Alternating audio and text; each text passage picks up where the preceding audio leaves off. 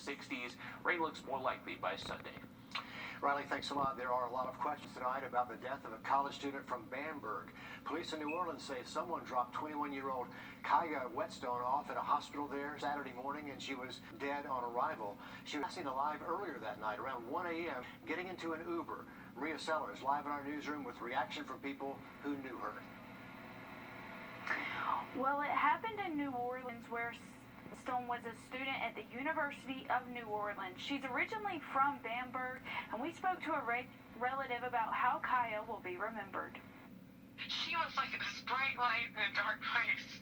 She was always happy. She never, ever, ever met a stranger. That's how her cousin, Anna Carter, remembers 21-year-old Kaya Whetstone, a student at the University of New Orleans. That girl was so brave. There was something that she wanted, she would go get it. I mean, she moved by herself all the way to New Orleans. Carter is not just remembering her for her bravery, but also her personality. It's a sentiment echoed by other friends on social media who describe Kaya as one in a million, a person with a contagious personality, an absolute gem the world needed, someone who cared for people so deeply and never judged a soul, and a ray of sunshine in the purest form. And while the loss is painful, Carter says she is thankful for the outpouring of support. It makes me feel happy to know how loved she was, and it makes me happy to know that she impacted people so greatly. While family and friends mourn someone they love, they're also wondering what happened because so little is known about the case. We don't really know much of anything. I just want to know what happened to my best friend. That's all any of us want. We just want answers. And our sister station in New Orleans is looking for answers too. The coroner there says that her death is considered unclassified and it is still under investigation. We'll let you know just as soon as we learn more. Please do, Maria. Thanks for the update there, live from our newsroom. Two young men have found their way to get an early start in the business world. They've opened up their own stores based on their own passions and love. Walker Lawson has that story for us. Two teenage entrepreneurs, both with different stores, but both have taken their passion and made it a career.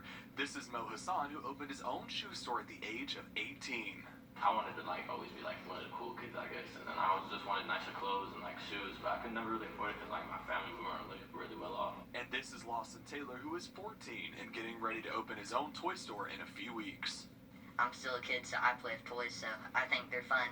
Hassan calls his company MO3 Souls, while Taylor's dubbed his LT Toys and Stuff. I went a whole year just flipping shoes out in my room, and then my room got too full, so we had to move to the living room, and I had 800 shoes in the living room, and then I grew the living room, so... My mom was like, the house is a mess, it looked like a toy bomb went off in there, and so my mom was like, you need storage, and my dad was like, hey, how about you go, or we open up a permanent booth at Barnyard Flea Market.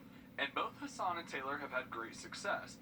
Taylor's booth led to this store, and Hassan's already open store has been booming. Super busy, grand opening. We were kind of too busy. We had less inventory than we needed. While both Hassan and Taylor are selling different items, they both have the same message for anyone who wants to open their own store. Just make sure you get the ball rolling. As long as you get the ball rolling, and then the future, it's you can't really, there's no limit on what can happen. I would tell them keep working hard at it, and they'll eventually be able to do it. Hassan says he's already looking to open another store, and Taylor says he's already planning to expand.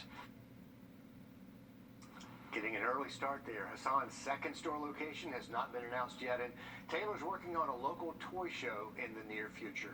The future's bright for both. Is this the beginning of the invasion or just a peacekeeping